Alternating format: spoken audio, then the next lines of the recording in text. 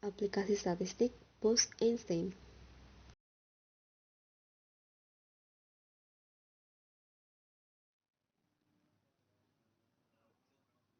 Kami dari kelompok 4 yang beranggotakan Astri Nurmalasari, NIM K2318012, Atika Sela Wulandari Pasa, NIM K2318013, dan Aulia Arifa, NIM K2318014.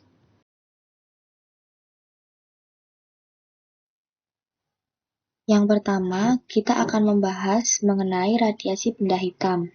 Dan yang kedua, kita akan membahas mengenai kapasitas kalor kristal.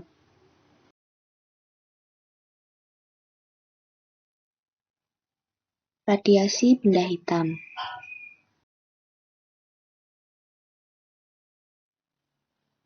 Benda hitam adalah penyerap sekaligus pemancar kalor terbaik.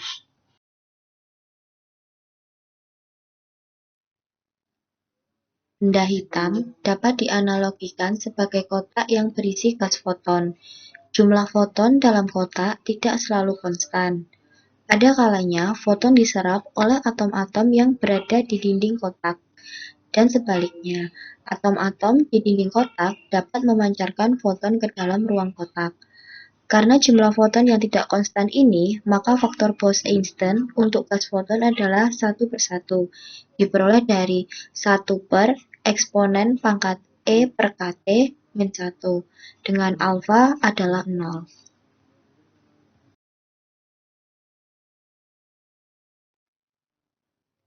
Foton adalah kuantum gelombang elektromagnetik. Eksistensi foton direpresentasikan oleh keberadaan gelombang berdiri dalam kotak. Kerapatan keadaan gelombang berdiri dalam kotak 3 dimensi telah kita turunkan dalam persamaan 4pi d lambda per lambda pangkat 4.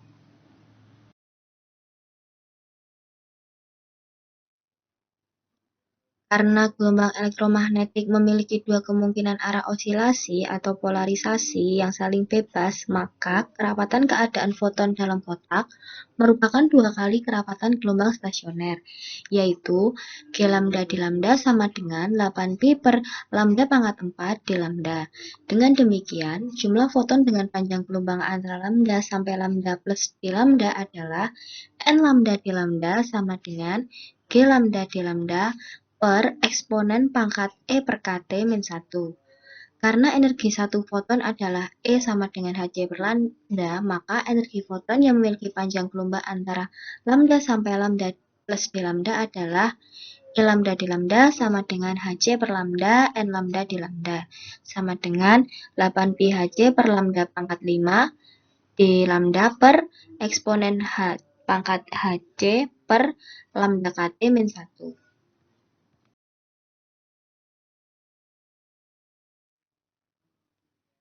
2, yaitu hukum pergeseran Wien. Hukum ini menjelaskan hubungan antara suhu benda dengan gelombang dengan intensitas maksimum yang dipancarkan benda tersebut.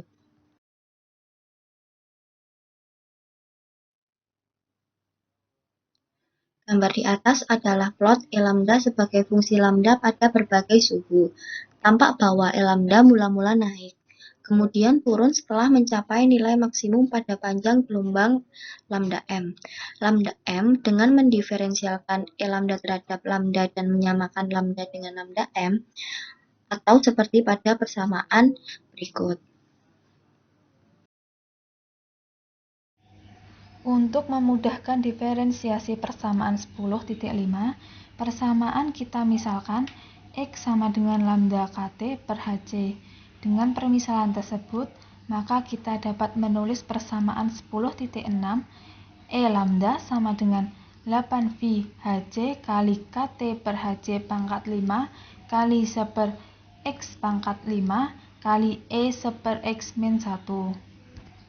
Selanjutnya, diperoleh persamaan 10.7 E lambda sama dengan KT per Hc kali 8V Hc kali KT per Hc pangkat 5 kali D per Dx kali 1 per X pangkat 5 kali E 1 per X min 1. Agar terpenuhi dE per D lambda sama dengan 0, maka pada persamaan 10.7 harus terpenuhi D per dx kali 1 per X pangkat 5 kali E 1 per X min 1 sama dengan 0. Jika dilakukan diferensiasi secara seksama, akan didapatkan hubungan berikut. 1 min 5X kali E 1 per X min 5 sama dengan 0. Nilai X pada persamaan 10.9 dapat diselesaikan dengan berbagai cara. Jika kita menggunakan instruksi matematika atau Wolfram Research, maka solusi untuk X yang memenuhi persamaan 10.9 adalah 0,194197. Dengan demikian, lambda M memenuhi hubungan lambda MT sama dengan 0,194197 Hj per K untuk persamaan 10.10. Dengan menggunakan nilai konstanta K sama dengan 1,38 kali 10 pangkat 23 Joule per Kelvin, H sama dengan 6,625 kali 10 pangkat min 34 Joule sekon, dan C sama dengan 3 kali 10 pangkat 8 meter per sekon, maka diperoleh persamaan 10.11 adalah lambda MT sama dengan 2,8 kali 10 pangkat min 3 meter Kelvin. Persamaan 10.11 tidak lain daripada ungkapan hukum pergeseran Wien. Hukum ini menjelaskan hubungan antara suhu benda dengan gelombang dengan intensitas maksimum yang dipancarkan benda tersebut. Makin tinggi suhu benda, maka makin pendek gelombang yang dipancarkan benda tersebut, atau warna benda bergeser ke arah biru.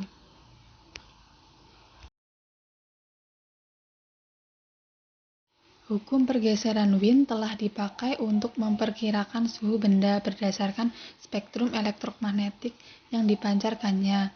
Energi yang dipancarkan benda diukur pada berbagai panjang gelombang. Kemudian, intensitas tersebut diplot terhadap panjang gelombang sehingga diperoleh panjang gelombang yang memiliki intensitas terbesar.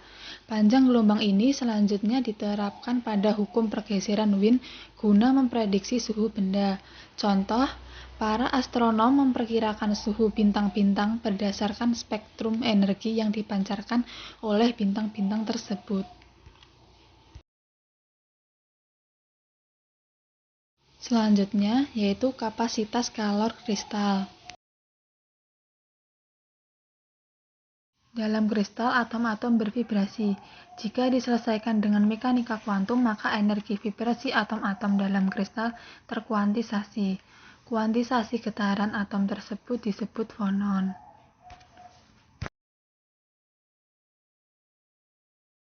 Energi fonon dengan bilangan kuantum n adalah En sama dengan n plus setengah H bar omega. Karena jumlah fonon tidak konstan, maka fungsi distribusi untuk fonon diperoleh dengan mengambil alfa sama dengan 0. Fungsi distribusi tersebut persis sama dengan fungsi distribusi untuk foton.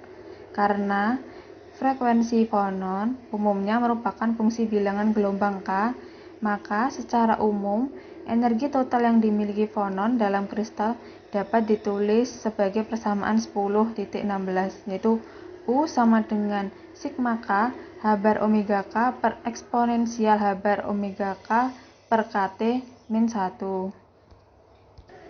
Jika fonon memiliki sejumlah polarisasi dan polarisasi ke P memiliki frekuensi omega P, maka energi total fonon setelah memperhitungkan polarisasi tersebut adalah seperti persamaan 10.17, yaitu dengan menambahkan sigma P dan omega P.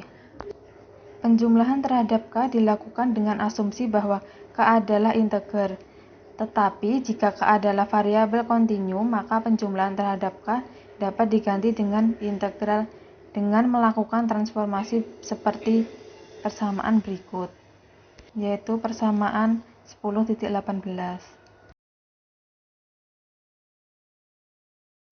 Tetapi karena omega merupakan fungsi K, maka kita dapat mengubah integral terhadap K menjadi integral terhadap omega dengan melakukan transformasi sehingga didapatkan persamaan 10.19.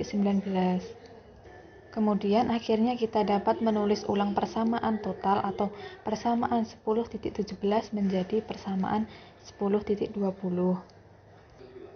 Dari definisi energi dalam persamaan 10.20, maka kita dapat menentukan kapasitas panas yang didefinisikan sebagai persamaan 10.21.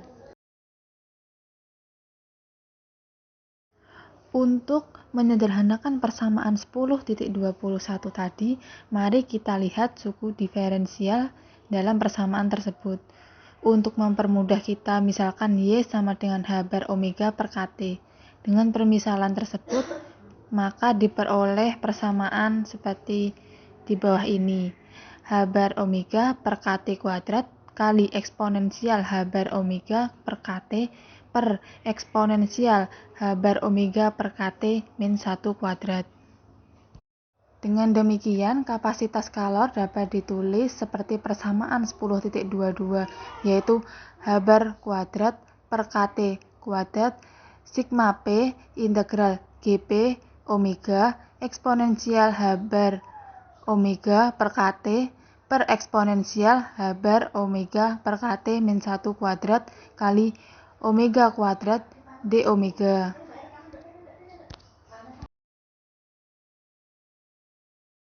Selanjutnya yaitu model Einstein.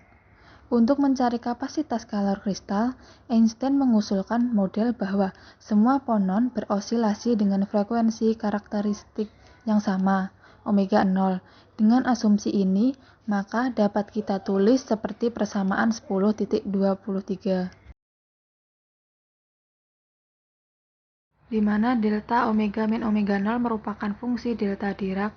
Dengan model ini kita dapatkan kapasitas kalor kristal untuk satu macam polarisasi saja seperti pada persamaan 10.24.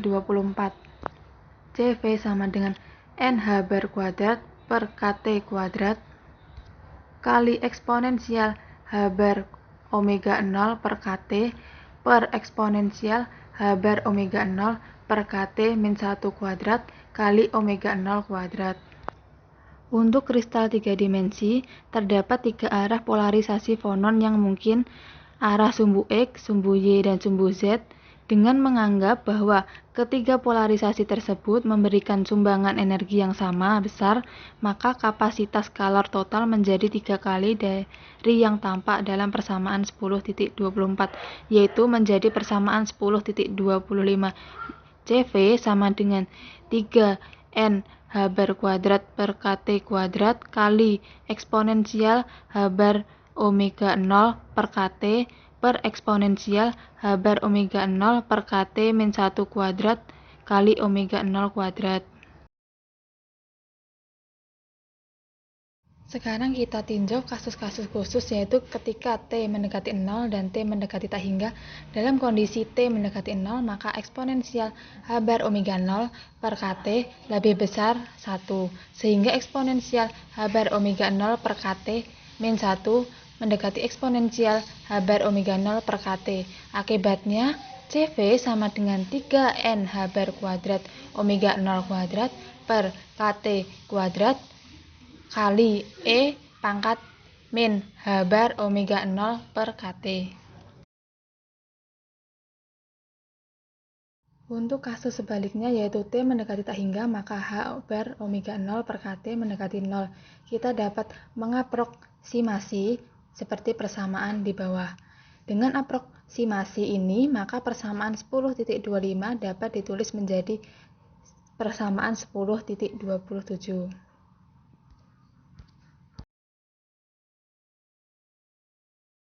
Gambar 10.2 adalah perbandingan hasil pengamatan kapasitas kalor intan atau simbol dan prediksi dengan model Einstein.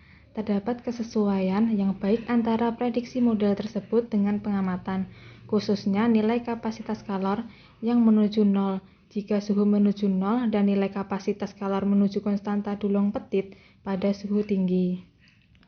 Model Einstein dapat menjelaskan dengan baik kebergantungan kapasitas panas terhadap suhu. Sesuai dengan pengamatan eksperimen bahwa pada suhu menuju 0, kapasitas panas menuju 0, dan pada suhu sangat tinggi, kapasitas panas menuju nilai yang diramalkan Dulong Petit. Akan tetapi, masih ada sedikit penyimpangan antara data eksperimen dengan ramalan Einstein. Selanjutnya, yakni model Debye. Salah satu masalah yang muncul dalam model Einstein adalah asumsi bahwa semua fonon bervibrasi dengan frekuensi yang sama. Tidak ada justifikasi untuk asumsi ini. Oleh karena ini, hasil yang lebih tepat diharapkan muncul jika dianggap frekuensi fonon tidak seragam. Asumsi ini digunakan oleh Debye untuk membangun teori kapasitas panas yang lebih teliti. Persamaan yang menyatakan kebergantungan frekuensi dengan bilangan gelombang dinamakan persamaan dispersi, yakni omega sama dengan omega k, G omega sama dengan V per 2P kuadrat dikali K kuadrat dibagi D omega per dk. Untuk kristal satu dimensi, omega sama dengan akar 2C per M dikali 1 min cos K alfa. Jika K sangat kecil atau panjang gelombang yang besar, yakni K sama dengan 2pi per lambda, kita dapatkan sebuah persamaan aproksimasi, yakni W sama dengan VG dikali K. Dalam membangun model kapasitas panas, Debye mengambil asumsi sebagai berikut. Yang pertama, frekuensi getaran kisi memenuhi persamaan dispersi omega sama dengan VG dikali K. Yang kedua, ada sebuah frekuensi maksimum, yakni omega m, yang boleh dimiliki fonon dalam kristal, sehingga tidak ada fonon yang memiliki frekuensi di atas omega m. Kemudian dari persamaan dispersi diperoleh omega lebih kecil atau sama dengan omega m, K sama dengan omega dibagi VG, dan VG sama dengan turunan omega terhadap K, sehingga persamaan kerapatan menjadi G omega sama dengan V omega kuadrat dibagi 2pi VG pangkat 3. Ungkapan umum untuk rapat keadaan, G omega sama dengan V per 2pi VG pangkat 3 dikali omega kuadrat ketika omega kurang dari sama dengan omega m, dan G omega sama dengan 0 ketika omega lebih besar daripada omega m. Selanjutnya, kurva keadaan fungsi model Einstein dan Debye ditunjukkan oleh grafik di bawah, di mana perbedaan antara model Debye dan Einstein adalah pada model Einstein dinyatakan bahwa semua fonon bervibrasi dengan frekuensi yang sama dan tidak pada model Debye. Jadi, dari pengintegralan G omega D omega dalam rentang omega m dan 0 yang menghasilkan nilai n, memberikan ungkapan untuk frekuensi maksimum, yakni omega m pangkat 3 sama dengan 6pi VG pangkat 3 dikali n per V. Untuk memudahkan, maka suhu Debye didefinisikan dengan θ D, kemudian berdasarkan hubungan berikut ini, Kb θ D sama dengan H bar omega m. Dengan definisi di atas, maka didapatkan θ D sama dengan H bar VG per Kb dikali 6pi kuadrat N dibagi V pangkat 1/3. Kemudian, kapasitas panas yang disumbangkan oleh semua polarisasi menjadi CV sama dengan 3H bar kuadrat V dibagi 2pi VG pangkat 3 dikali K T kuadrat dikalikan integral antara omega m dan 0 dari E pangkat H bar kali omega per KT per E pangkat H bar omega per KT dikurangi 1 kuadrat dikali omega pangkat 4 dW. Untuk menyelesaikan integral pada persamaan pada slide sebelumnya, kita misalkan X sama dengan H omega per KT. Dengan pemisalan tersebut, maka omega sama dengan KT per H bar X, dW sama dengan KT per H bar dx. Jika omega sama dengan 0, maka jika X sama dengan 0, omega sama dengan omega m, maka X sama dengan H bar dikali omega m dibagi KT sama dengan K θ D dibagi KT sama dengan θ D per T. Dengan demikian, bentuk integral untuk kapasitas panas menjadi CV sama dengan 3V K pangkat 4 T pangkat 3 dibagi 2pi VG pangkat 3 dikali H bar pangkat 3 dikali integral antara theta d per t sampai 0 dari x pangkat 4 e pangkat x per e pangkat x min 1 kuadrat dx. Berdasarkan definisi theta d pangkat 3 sama dengan 6 pi kuadrat dikali n h bar pangkat 3 dikali v g pangkat 3 dibagi k pangkat 3 v, atau v k pangkat 4 t pangkat 3 per 2 pi v g pangkat 3 h bar pangkat 3 sama dengan 3 nk t per theta d pangkat 3. Kemudian persamaan di atas disubstitusi dan didapatkan ungkapan kapasitas scalar yang lebih sederhana, yakni CV sama dengan 9NK dikali T per theta D pangkat 3 dikali integral antara theta D per T dan 0 dari X pangkat 4 E pangkat X per E pangkat X min 1 kuadrat dx. Kemudian untuk kasus pada T mendekati 0 dan T mendekati tak hingga, yakni jika T mendekati 0 maka theta D per T mendekati tak hingga, sehingga CV mendekati 9 dikali NK dikali T per theta D pangkat 3 dikali integral antara tak hingga dan 0 dari X pangkat 4 dikali E pangkat X dibagi E pangkat X min 1 kuadrat dx. Kemudian hasil dari pengintegralan pada persamaan sebelumnya, yakni integral antara tak hingga dan 0 dari X pangkat 4 dikali E pangkat X per E pangkat X min 1 kuadrat dx sama dengan pi kuadrat per 15. Maka untuk T mendekati 0 diperoleh CV mendekati 9 pi kuadrat NK per 15 dikali T per theta D pangkat 3 dengan A mendekati 9 pi kuadrat NK per 15 theta D pangkat 3. Sebaliknya, untuk T mendekati tak hingga, maka penyebut pada persamaan sebelumnya dapat diaproksimasikan, yakni E pangkat X min 1 mendekati X, dan pada pembilang dapat diaproksimasi E pangkat X mendekati 1, sehingga CV sama dengan 3NK, yang juga persis sama dengan ramalan tulang petik yang ditunjukkan oleh grafik di bawah, yakni grafik hasil pengukuran kapasitas panas argon pada titik-titik beserta kurva yang diperoleh menggunakan model Debye.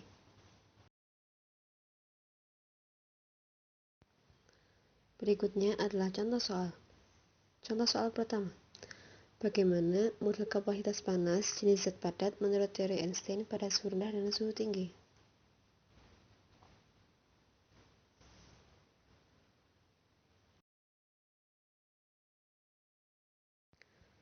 Soal kedua. Tuliskan persamaan kapasitas panas jenis atau CV pada temperatur rendah menurut model Einstein.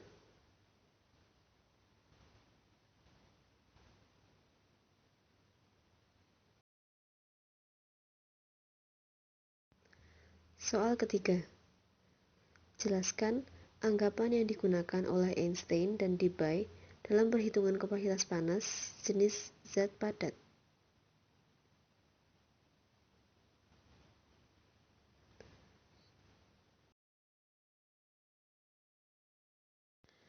Berikut adalah referensi yang kami gunakan dalam penyusunan presentasi.